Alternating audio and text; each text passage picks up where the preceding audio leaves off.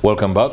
We're glad you're still with us here on Morning at NTV. Time now for the Kickstarter, and we are talking about the emerging voting patterns in Uganda's political landscape, explaining some behaviors and whether they are sustainable or not. I have with me in the studio eminent persons who will be helping us with perspective that is critical to our understanding of what could play out as Uganda readies itself for the next general election in 2026. But in our preamble after the 2021 elections, the Electoral Commission announced a study to interrogate why 8 million Ugandans or voters stayed away from the polls.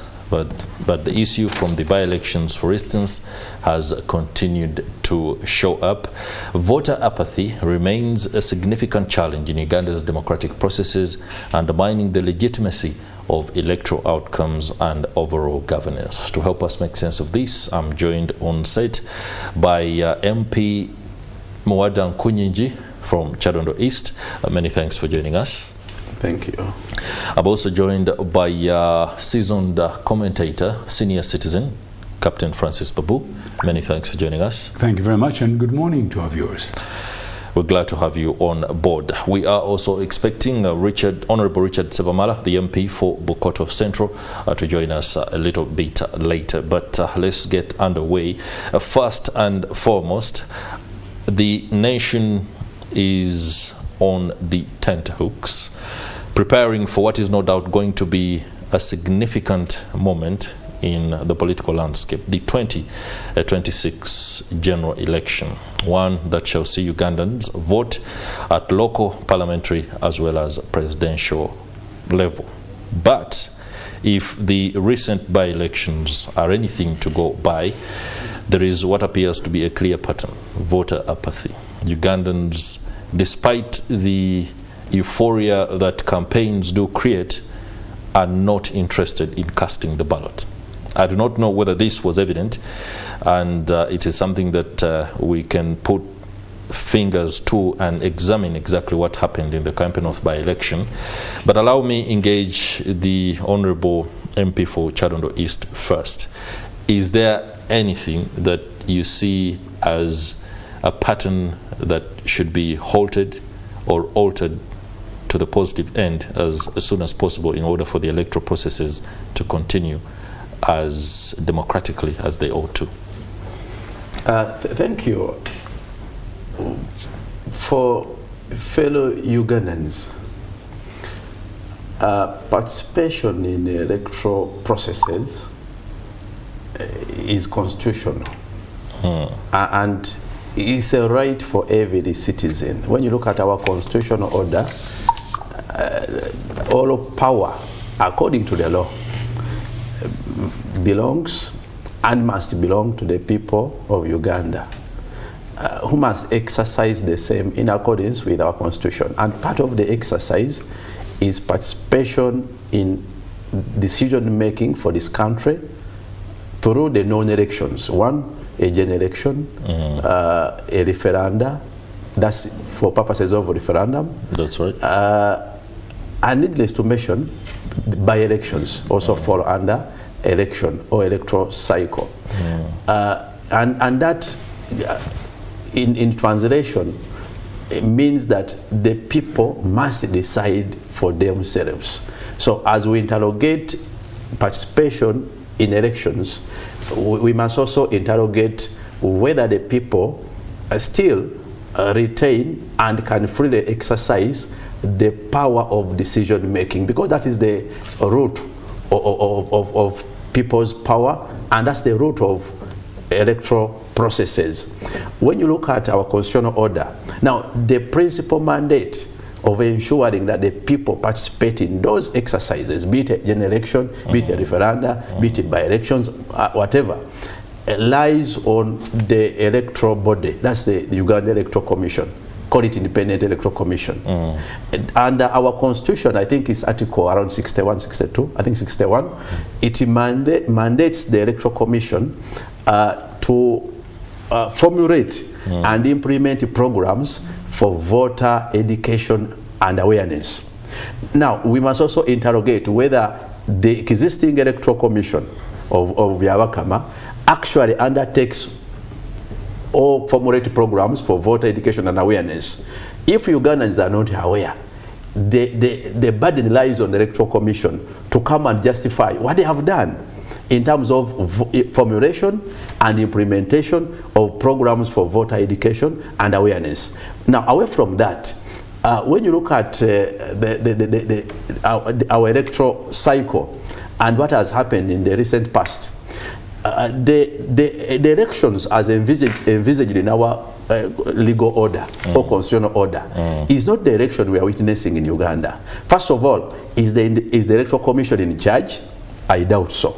No, usually it's not because when you look at just 2021 election, the general election, 2020-2021 election, I recall at one stage accompanying our President Kyagulanyi, who was a candidate of the National Unity Platform in a general election as a president, to the Electoral Commission when he could not freely campaign and had only to put on a bulletproof for him to appear to campaign, and it was a duty of the Electoral Commission either to halt the campaign program or to prevail over other agencies. Now, we also need to interrogate, can really the Electoral Commission as it is prevail over other institutional agencies? The same reoccurred in Kawempe by-election, and it has reoccurred in various by-elections. I was in Omoro during the by-election in Omoro, and I recall all agents of the NUP candidates, including members of parliament, were arrested and detained at Gulu police and detained in Gulu.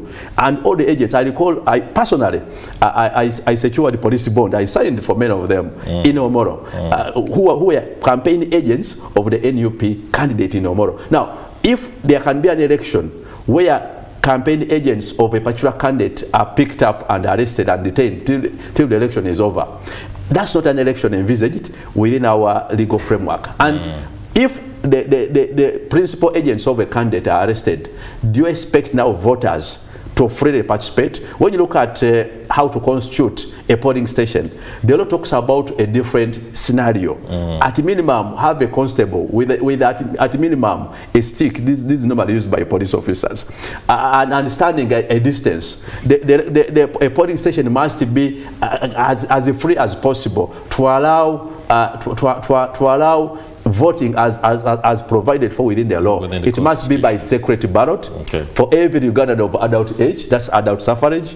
And when you look at also the setup of a polling station in Uganda, I haven't seen the one I read of in the law. I have not seen it anywhere being constituted as a polling station established for a person to come and vote freely. So that you come, you freely line up, vote in secrecy. What we see, every polling station in Uganda, in every electoral cycle, is surrounded by soldiers and soldiers. And when it comes to by-election, it becomes worse. That also creates a risk of fear. And three, when you look at the entire management of electoral processes, we want to interrogate also whether Electoral Commission is in charge, and if it's in charge, does it really ally with one party against the other?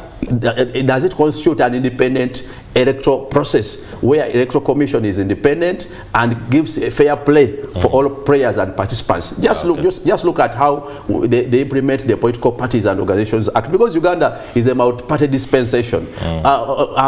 Just yesterday I had members of some party complaining that they haven't been, they are not hearing from NUP.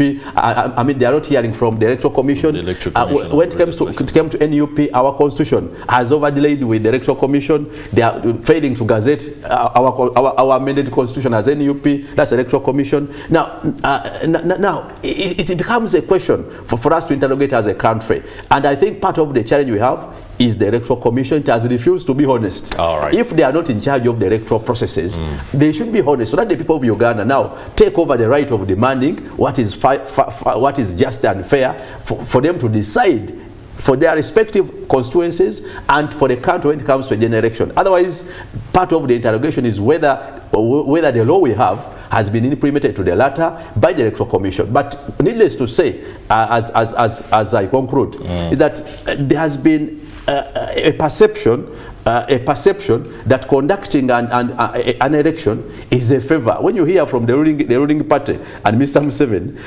they have been consistently and arrogantly claiming that Ugandans to come and vote is just an offer of their long fight. Now they have failed to navigate from the history of this country, whether there were issues of wars and rebellion or liberation, whatever they can name it. Okay. That is now a matter of the past. When we are talking about the 1995 Constitution as amended, it's a question of saying, are you allowing Ugandans to participate in deciding for their country at their constituency level and at the national level? And two, why do we have multiple intervention and interruption by state institutions like the military? Our laws, as I conclude, are very emphatic that state institutions like the military, the UPDF, Uganda Police, and needless to say even prison, must be non-partisan. But because armed institutions have also been dragged into political participation, we find now that they are taking sides, and because they are taking sides, they have failed to focus on controlling peace and order. They are now interrupting decision making and the electoral processes. You find that now, like in Kawempe, you could see JAT, you could see police, you could see UPDF, you could see Ready Top. Now, in a known-off electoral cycle, you wouldn't expect such armed militias. That can't be a peaceful environment for people to freely exercise their vote. They could even invade who can enter and who can move out. Now, what is the role of would-be a voter register? Okay. If it is Honorable, the UPDF, allow me vetting whoever comes in and comes out. Yeah, to a level of even attacking and interrupting candidates in the electoral cycle. So we have a big problem as a country. Our laws, as they are, provide for the rights of Ugandans.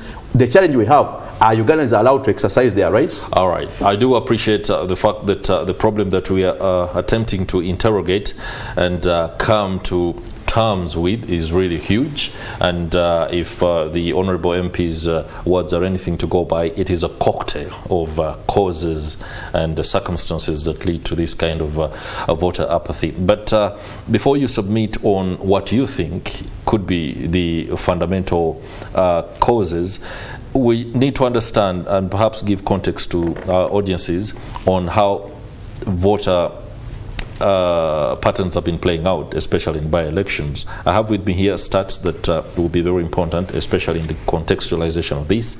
In Omoro County by-election, in May 2022, only 17,454 voters participated out of 38,638 that had been registered.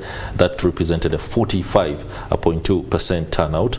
In Dokolo district by-election, March 2024, registered 49.3% turnout for voters. Oyam North by-election in July 2023 saw a mere 35.2% turnout. The very latest, Kawempe North, 14%.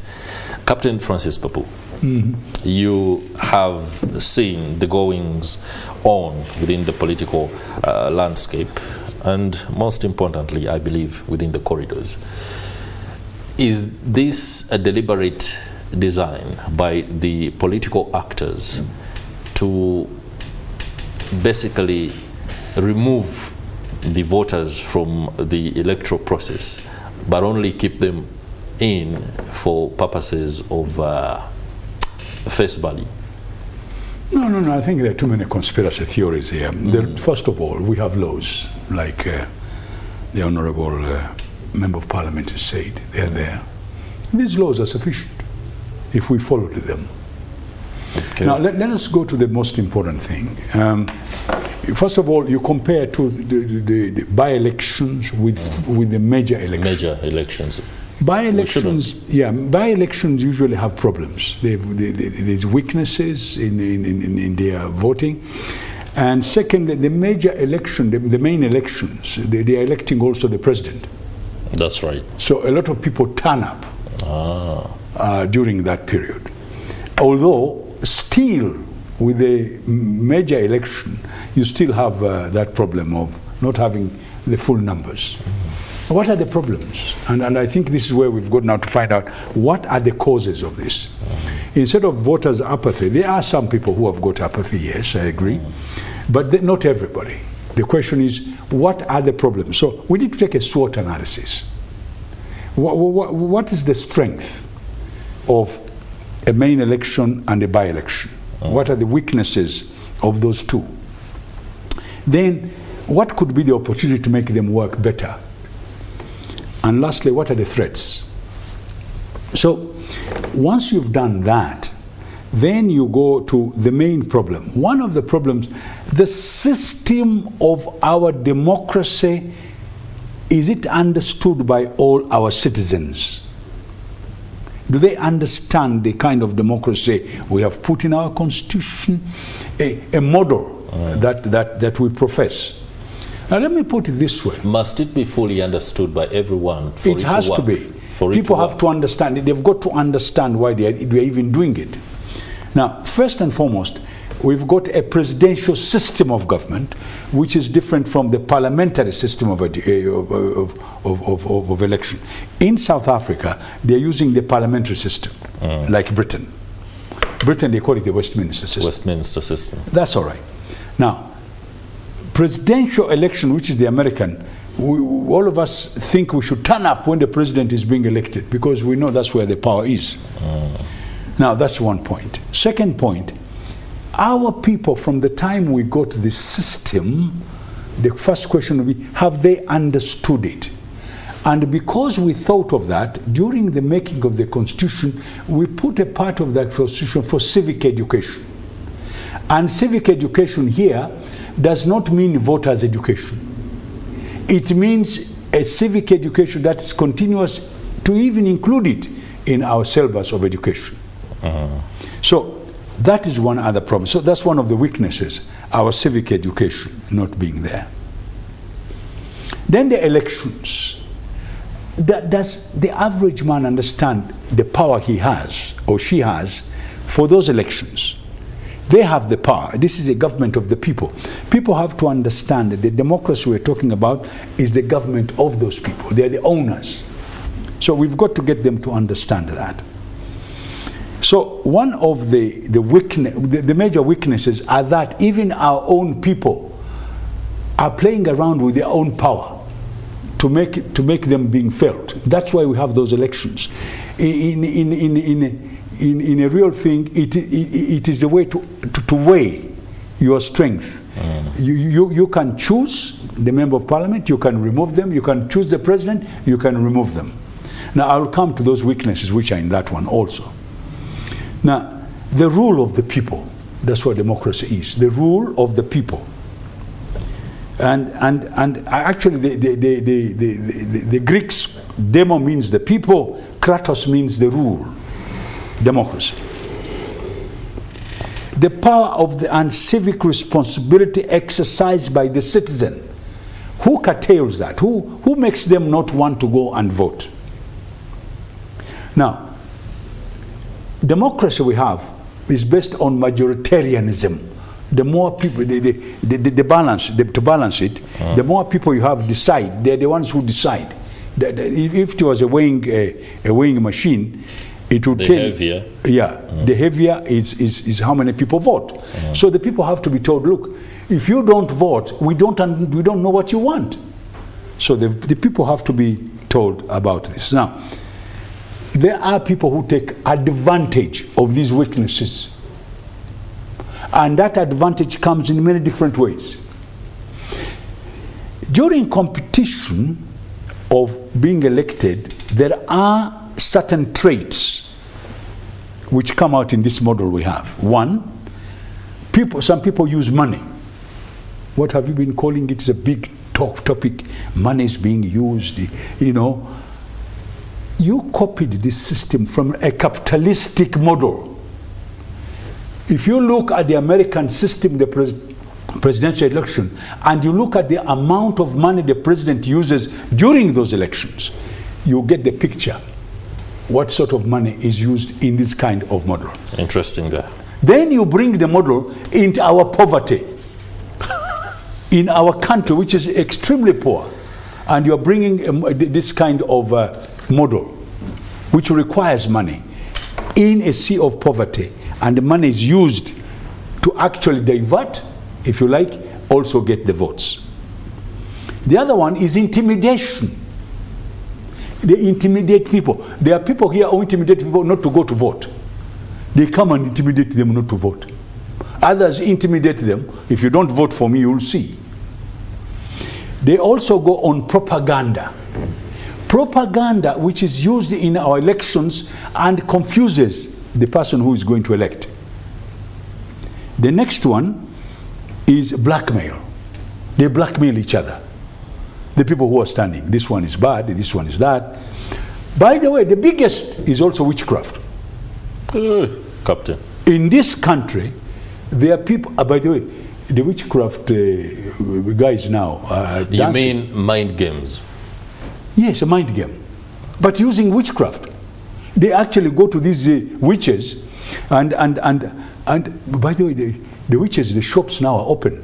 Everybody's running there. Where is that market? You know, the people who are going to stand are running to them to tell them they would like to go through. Mr. Nkunyi. And not Nkunyi. No, I don't know about Nkunyi. I'm talking about a few of them. Now, these are the kind of things that are involved in our elections. These are the threats, and these are the weaknesses. Now, the smart fellows uses some of these to divert the elections. So, the power, that power of the person to go and vote, is sometimes diverted, some people are threatened, all right, and so on and so forth. Now, at the end of the day, we need civic education to get our people to understand why they must vote. And we don't have to wait for anybody. The government, which is supposed to do it through the constitution, using the different organs they have, is not only electoral commission. No. I think even the syllabus, people should be told that the power of this government is with you. Therefore, you must learn that every 5 years, you must go and vote. Once you've done that, and then you tell them about the by-elections, that it doesn't matter who you're voting for, whether it is an LC1, whether it is a sub-county councillor, or whether it is a district councillor, or a member of parliament. These are leaders, and they need your stamp. Okay. To be able to. So this is where my problems are. All right. Allow me return to the Honourable Member of Parliament. Within the electoral reform debate on the floor, or within the corridors of Parliament at committee levels, I do not know how or what extent the voters are when it comes to this reform process. There is a lot of what appears to be too much attention to the Electoral Commission and how it conducts business, and very little seems to be pointed towards ensuring that the voters themselves, as Captain says, understand their mandate, their power, and how they are significant and pivotal to designing the political process and how they vote. Is that conversation vibrant? Just to comment a little about Captain's submission. It was very interesting. A good position paper. It was very interesting. Only that at the end it was shifting now to the individual actors. I want to address the big picture. And of course, whenever we have a concern, we zero down to who is responsible. And according to our legal framework, the Electoral Commission must shoulder all the blame. One, when it comes to voter education and awareness, as I submitted earlier, it is their duty and responsibility. For electoral reforms, I haven't had what the regime wants to present, because as of now, there is silence over what must be done. But we have previous Supreme Court ruling and Constitutional Court ruling over what would be required to amend within our legal framework. Our immediate concern is even the existing law has not been implemented to the latter. And now these are the areas. When it comes to, first of all, voter education and awareness, Captain was alluding to civic education and, or whatever. Should be better now, within the curriculum. We must also be mindful that the regime in power has deliberately fought and silenced the civil space. You must recall that just before the 2021 election, they totally banned and closed up the democratic governance facility that was ably supporting civil society, a number of civil society organizations. As we speak now, regulating civil society organizations is almost under Ministry of Internal Affairs. They are regulated by militias, soldiers. So the civil space has been largely silenced, and that's why you don't see a lot of activism and awareness, which will be complementary from the civil society. Majority of them have been silenced. The civil space in this country has been largely closed, to the extent that they even went to individual spaces, social media spaces, like now closing up interactive medias, like Facebook. People are just utilizing it via VPN. There are no formalization in terms of here. This is all to silence how much we share among citizens. Now, coming down to the actual electoral process, how would we arrive there?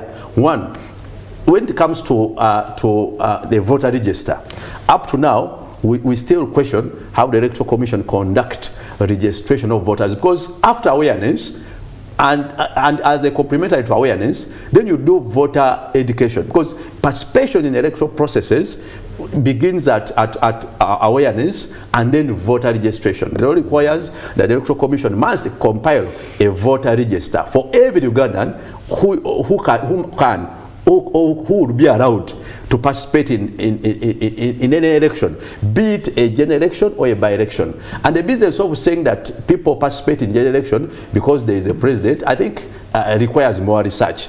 Every election is as important as the other, even if it was an LOC election. And that's why as of now, we have joined the mobilization for the youth to participate in the forthcoming youth elections. But when it comes to compilation of a voter register, let's interrogate it. We doubt the procedure and chronology of voter registration. One, when you look at the previous election, I think Electoral Commission was not in charge of voter registration. It left all the power and the processes to NIDA. I think NIDA as it was. And you know, NIDA was largely under ISOs, PISOs. It was a collection of soldiers. They just picked up data from NIDA, national identification data, and then for them they identified the ages. So I think by age group and then gender, and that's why you will find the register where a man who has a name similar to female would appear under female. You will find a name like Nkunyinja appearing under female, because the Electoral Commission wasn't fully participating in gathering this data. The law requires that it must be Electoral Commission to compile a national voter register. When it comes to 2021, the register was compiled largely by a different entity. NIDA just received and even announced that we are going to use what has been gathered by NIDA as it was. And that is the question. Was the Electoral Commission in charge of compiling the voter register? When it comes to most of these by-elections, it's the same story. And the requirement of a Ugandan to participate in election, the requirements are different. When you go to NIDA, their requirements are totally different. Now, this one also denies us a chance of knowing how Electoral Commission is actually in charge of allowing and facilitating Ugandans to participate in, first of all, registering as voters. And two, when it comes to conduct of particular elections, the previous elections have demonstrated that the Electoral Commission of Byabakama has failed to take charge of these electoral processes, because if they have to take charge, then the rights of citizens are protected. Once the rights of citizens are protected, the voters will participate, because whenever there is an electoral cycle or electoral process, there must you nominate candidates. Can candidates nominate freely? I saw it in Kawempe. When our candidate, for example, when Yupi Narukola was detained on nomination day. Even accessing the nomination venue was hard, to the level that his nomination papers were confiscated by militias. I did not see anyone in the Electoral Commission, be it Byabakama or the returning office of Kampala, speaking about it. Their continued silence appears to suggest that the Electoral Commission is in connivance with the NRM regime to organize the fraudulent electoral cycle, not the electoral process as envisaged within our law. When it comes to voter to campaigns, because these are the issues that facilitate voter participation. Because once you don't allow a free campaign, and the Electoral Commission remains silent on having a free campaign, how do you expect the voters to sacrifice and surrender themselves to the devil? They feel that going to a polling station amounts to, they expect they will be detained. Great. So and that brings me to the if question players that I cannot have go next. and free the campaign, because campaign is part of the mobilization. You are inviting people, come and vote, but vote this idea. That's they are not allowing free and fair campaigns, especially for other players. And needless to say, when you see low voter turnout, when they are blocked, they are blocked for whatever reason, it suggests that the regime which lost support and power is intentionally making it hard for Ugandans to go and vote. They fear the shame. They fear the shame that will result from a competent electoral cycle, and that's why they are deliberate in sabotaging electoral cycle. First of all, to swear away the mind of voters for fear of their lives, and I think Ugandans are still willing to vote. They only fear for their lives, especially whenever there is an electoral process, just because the Electoral Commission hasn't spoken out, hasn't prevailed over the election, and many of our armed groups and militias, be it the military, the UPDF, have been dragged not only in partisan politics, but also to sabotage the electoral cycle. The electoral cycle requires free participation, requires a fair play and a free space, but even the would-be patron, the referees of the electoral process are silent, and that's why as opposition is also questioning the chronology and procedure of appointing officers of the Electoral Commission, because if they speak out, we believe the voices will be heard and the legal process will be simplified in challenging how Electoral Commission is composed and how electoral processes are actually arranged. Honorable, there is something that has been consistent over the years. I remember when the Kasuja Electoral Commission was marshalling electoral processes in the country, the same cries were prevalent of the fact that it wasn't independent. There was hope that maybe the next cycle of commissioners would present something better, but it appears the calls are still prevalent. Captain, Honorable speaks about a growing perception that voters do not see the significance of casting the ballots, because after all it won't bring about the change that they want. I think this one is also one of the factors that are mainly, but it's also down to the members of parliament. All consecutive court rulings over electoral processes, the courts of judicature have since settled the matter that part of the challenge we have as a country is failure to organize a free and fair election by the electoral body. And that has been consistent in all rulings in electoral cycles. We cannot now blame the voters for not turning up. We must question the conduct of the Electoral Commission and the regime in power, which purports and which is deliberate in sabotaging electoral processes. We must deal with it. Okay, Honorable, allow Captain to submit on that particular narrative. Do the people have the chance first and foremost to turn this around? First and foremost, we must respect Ugandans. To talk about Justice Byamukama in a bad way is not good. We must respect him as a former judge and the chairman of the Electoral Commission. No, it is not a question of... No. When you're talking, I kept quiet. When you talk, I kept quiet. He must be... No. Please, we can all disturb. When you are talking... stop insulting. We are not going to go. Stop insulting. Stop insulting. Stop insulting other people. Stop insulting.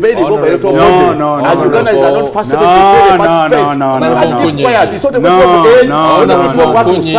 It's a question of what Nkunji is being very unfair. When he was talking, I kept quiet. Okay, please, Honorable. I kept quiet. Can we have and he was talking a lot of things which were not good. Can we be Let us be careful. This man, it's not a Honorable, you're a fine gentleman. Honorable, you are a fine gentleman. Honorable Kunyenji. Excuse me, sir. Honorable Kunyenji. Excuse me, sir. With that electoral process like Kawempe, where almost every player was by the way, I was one of those who had taken Excuse me, Wakama is silent. Honorable, is silent. allow the captain to speak. Does this suggest that Honorable, allow the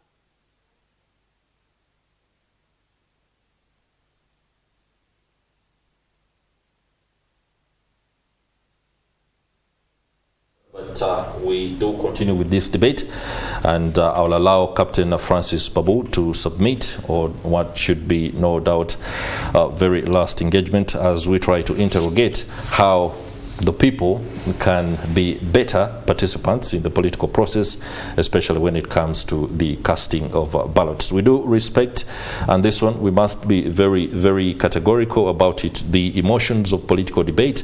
I hope we can rise above it and ensure that civility reigns in our discussions. Captain, wrap this. Thank you very much. No, I want us to respect the Electoral Commission and also tell them where they go wrong. I'm not saying they don't make mistakes. No doubt. All I'm saying is the man who's chairing that Electoral Commission is a judge. That's where they brought him from. In fact, when we were making the law, they made sure that the person who occupied that place was somebody who was equal to a judge. And therefore, this was the concern of everybody who wanted that post to be occupied by somebody of that level. And therefore, we must give him some respect. But when you run him down, he cannot even talk to you. Therefore, I want to say, if there's a mistakes, and I agree entirely, by the way, that there are mistakes in registration. The question is, where are those mistakes? And who can help us to put them right? The other point, there are laws which need to be amended according to the courts of law. They passed certain judgment, and the Minister of Justice has told us that they also have the Sempewa committee which went around. There's also another committee which has given them some information how to amend the constitution on elections. Now, I still contend, even if you amend and people do not change their behavior, they will still go around the good laws that you make. And therefore, one should be very, very clear. Now, I was happy about the bringing about the civil society. You heard what Trump said about USAID, and you heard what they said about the money which was being sent here to support the homosexuals. I think we should be very careful when we are making statements that some NGOs are not angels. They are here to try and do certain things. And therefore, the government has a right. If they think certain NGOs are not doing a good job, they have to tell them. And this is not only here, this is in every country. You can see USAID has been suspended in the United States and many other organizations of that nature. Therefore, if there are people within society who are taking advantage of these good organization like the civil society, and people who are taking advantage of the FB program to carry out propaganda, they are playing on the weaknesses of the voter. Therefore, our behavior has to change. I'm sorry to say this, that the elite of our society has got a lot. They have to be accused for taking advantage of the weaknesses of our society in this particular game which they play called elections. Now, before you continue on that, before we go very far, the aspect of the elite being responsible or taking advantage, the elite are making many of the laws. They make the laws and then they break them. They are executing the laws. No. Implementing let me give you a country next door. They said the Electoral Commission was not independent. The way they elect it is wrong. they spent a whole 2 months interviewing people to go on that electoral commission. Publicly? Yeah, actually, we saw it on TV. When the elections were over, what did they say about the electoral commission? So it doesn't matter how you appoint that electoral commission, it's your behavior which spoils some of these institutions. It doesn't matter, I'm talking about the whole political class, by the way, but don't get me wrong. Now, let's take an example of security. In this country, we have 43 to 45,000 policemen, and the population is nearly 46 million. So each policeman looks after 1,000 people. Now, I want you to think very carefully. I think we have over 500 polling stations. If you took which policeman who represents 1,000 people, each polling station would have one policeman. The only way they can maintain security is, if we did it correctly, that is to supplement with other security organs. But then there are people who take advantage of that and sometimes misuse those organs. Let us now take the total elections of when the president, when the president is being elected. How many polling stations do you think we have for elections when the whole country is electing? There are over 500, isn't it? The question now, how many of those go wrong if you took statistics? Is it 10%? Is it 1%? One now goes back and say, how many went wrong and what was the mistakes?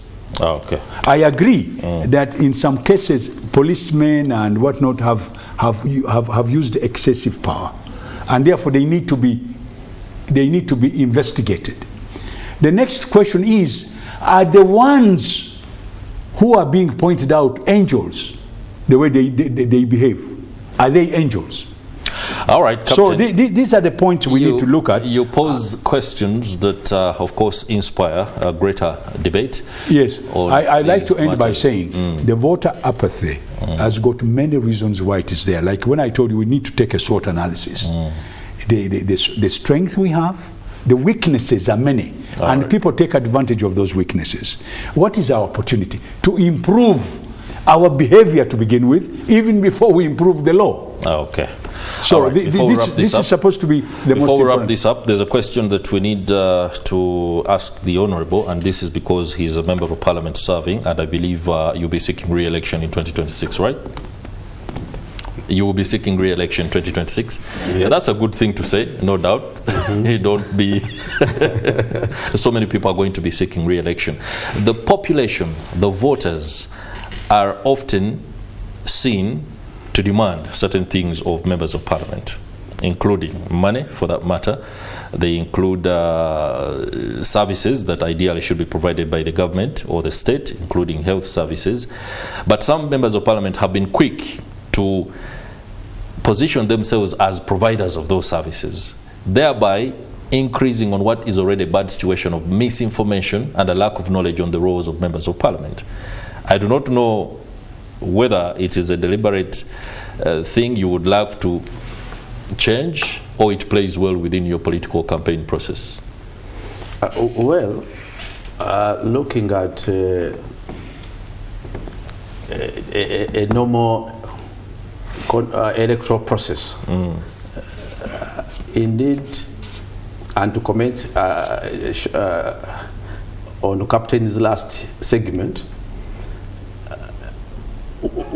our concern with the electoral body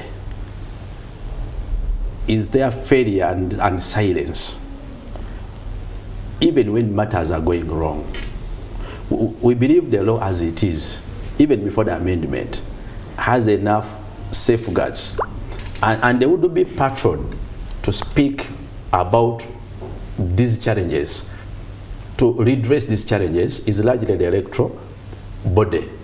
Now, when they remain silent, and when they also conduct themselves as if they are allied to only one party, it becomes a problem. I told you, political parties in this country are complaining.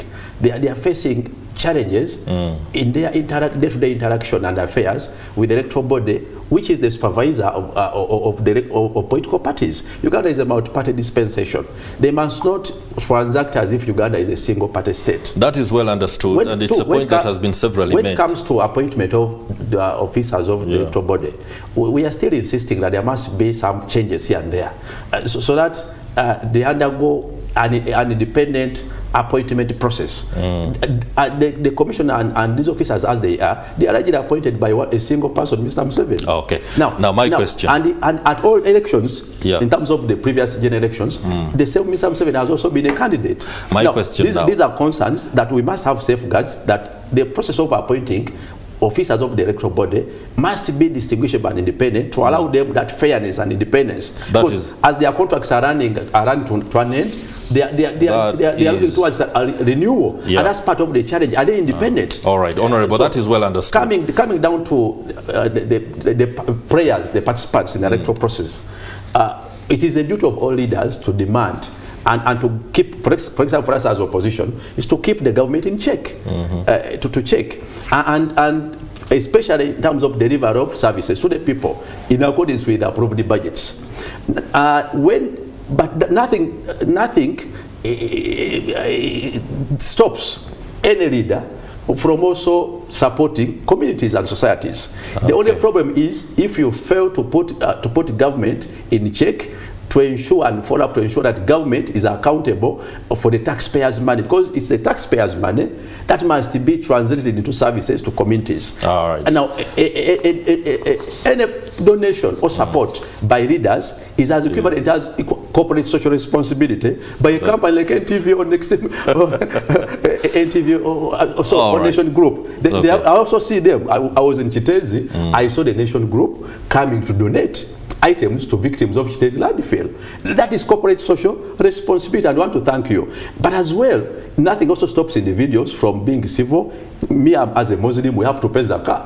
We have to pay zakah. We have to give sadaqah. So that's the donation. But we must keep government in check, and it must be accountable, because it is the government that collects taxes on behalf of the people and must deliver services on behalf of of the people. We are out of time. Captain Francis Obu, I'll allow you a minute to wrap this up for us ahead of 2026. Well, thank you very much. Like I told you, yes, there is a need to look at voter apathy, and we need a little bit of research, not just to guess. All right. And secondly, I wanted you to realize is that Ugandans also have got to be told that they have the power. They have the power. I'm sure they know. I like to tell the voters today and tomorrow that they should never miss an election. All right. There you have it from the seasoned senior citizen. Never miss an election. And you also had it from the Honorable Member of Parliament for Chadondo East, Mwada Nkunyeji, that the people can expect some donations and service provisions from those that they elect, but it's entirely the role of the state to provide these public services. That will do it for this edition of Morning at NTV. It's been a pleasure having your company on behalf of Priscilla, Regina Naloga and myself, and indeed the entire team behind the scenes that ensures these 2.5 hours are as exhaustive as they are Monday to Friday. Many thanks. Have yourselves a lovely day. We'll see you tomorrow.